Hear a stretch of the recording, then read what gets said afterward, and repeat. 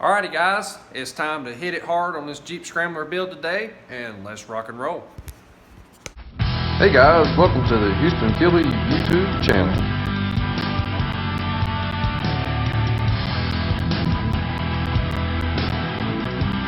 Alrighty guys, so we got our part pulled up here, and this is part of the rear tree we're going to be working on today, and we need to get our pieces printed off here and need to get on into it. So this is a trick I'm going to show you to find the hole of where to drill the hole for your rear tree to come out of the main hoop, and you can use a little piece like that to find your location, and you can just mark around it with a pin, and then you can just cut the hole with your hole saw, and that really simplifies this step out a lot right there. It'll help you out a ton on getting good consistent holes, so you're not having to constantly recut holes. It's really time consuming versus as just cutting it one time and being done.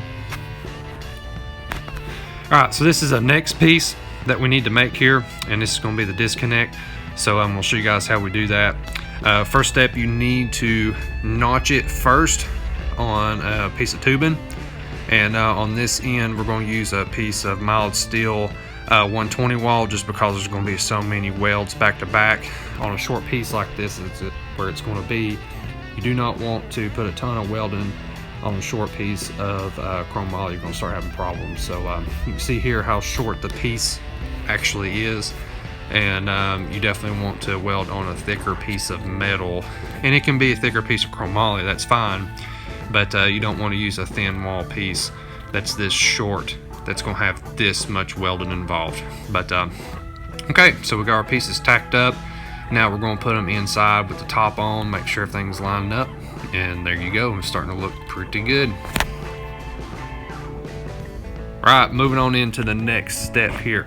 Of course, we got to clean our piece of tubing right out of the packaging there, and you know, we need to print off our sheet. We've got that printed off. It's time to figure out where our bender marks need to go, and also the length of tubing. So we need to cut it, and then we need to start doing some bending. Right, so we got it in our bender here, and it's time to put some bends on this deal. We'll run our mandrel in and bend this bad boy out. Alrighty guys, I wanted to show something here, and that's using this pipe polisher or pipe sander, whatever you want to call it. I keep getting a ton of questions about this thing, how good it works, or does it work good, is it worth it? And it works pretty good, and I just want to show you a different way of using it. I normally have it mounted down solid, and I just thought it'd be a good way to show a little quick clip there. So on to the next piece there. It's time to make the X-brace. We've got my dad over there working hard, getting these pieces notched out and put in. He's doing an awesome job there helping us out. And you can see here we're starting to get stuff kind of lined up here. Alrighty guys, on to the next step here. So now we're cutting out our next few disconnects here. Personally, I like tacking stuff up on a welding table first, especially things like this that needs to be lined up. And you can see here we're using a level to really get these side pieces kind of leveled up and just perfect.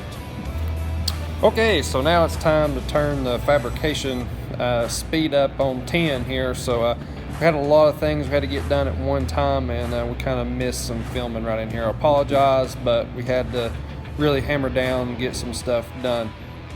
But right here you can see now we're moving into fitting the grill onto the Jeep. As we got to get some stuff cut out of here and make some room for all this horsepower and for the huge radiator we got to get in this thing to keep it cool.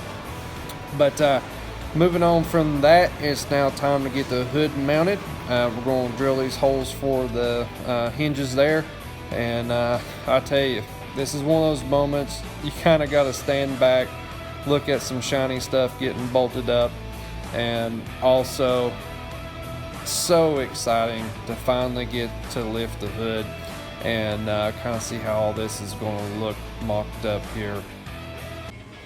This is a official commercial. Do you have a Full Metal Goat t-shirt? If you do not, be sure to go to the website killedmotorsports.com and be sure and pick up a Full Metal Goat t-shirt. Alrighty guys, so we've been thrashing like crazy on this thing, and we finally got the rear tree in this thing. I'm sure you guys can probably see this thing might look just a little bit different than what it did in a couple of the clips there. But the reasoning is we had a couple of issues going on some of our bends, and long story short, we were doing the bends at a 4.5 inch radius on our bender, and we end up having to bump the size up to a 6 inch radius to fix some of the kinking problems that we had.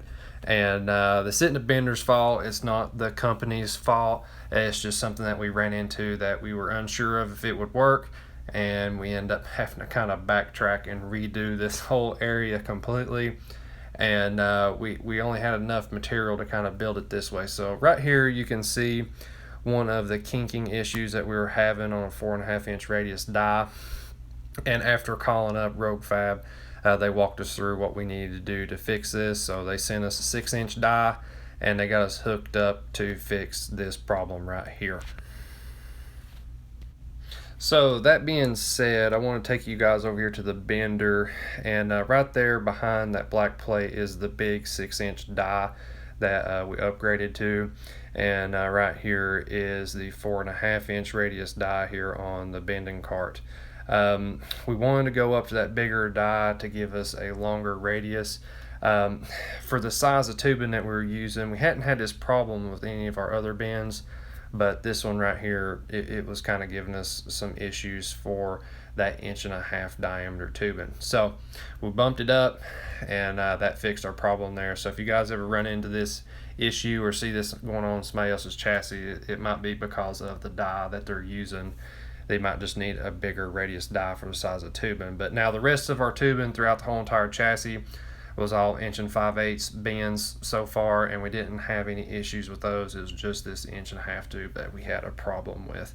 I almost didn't even talk about this, but you know what, it was one of those things. I didn't want this to come out of the shop looking like this. The kink started getting worse and worse and worse and worse, and I was like, you know what, I'll scrap the material, I'll take the overhead myself, and we'll just fix it and make it right. And now you can look there, we got a very nice clean transitional bend, just like how it's supposed to be. Oh, and something else, I think we need to talk about what's going on the YouTube channel. Alright, speaking of which, being subscribed to the channel, we gotta have a talk. Very important thing has happened. We now have 1,000 subscribers and climbing, okay? Which is awesome. Thank you all so much for subscribing to the channel. You guys have helped us out a ton. So what does that mean? You guys will get to see a few different things in our videos that'll kind of help us get more. We also have the ability to make some picture posts and stuff on YouTube now, which is kind of nice. It's just a picture that goes up announcing things, and you know, if I want to announce new t-shirts or so on and so forth, that's a way of doing that. Just another nice little feature that we can use there. What does this mean moving forward? Yes, we still need more subscribers, of course.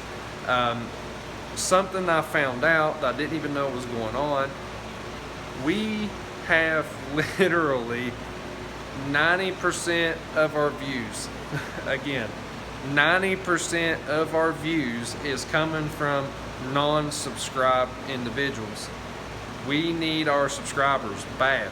If 90% of our views is coming from people who's non-subscribed, that's kind of crazy. It's good, but we've got to get them pulled into the crew here. So I want you guys to make sure when you watch our videos, all you have to do to make sure you're subscribed is you look down below the video, and you can see the word either in red that says subscribe or subscribed. If you're subscribed, you're part of the crew. Thank you, you're awesome. If it's in red, not good. We need to make it gray. So make sure you have pushed that button and you're subscribed to the channel. That way you can get notifications to all of our videos, and you're part of the crew. So I think that explained that. I hope that made sense to everyone. But I tell you guys, when I seen that 90% there pop up, that really surprised me. I wasn't expecting that at all.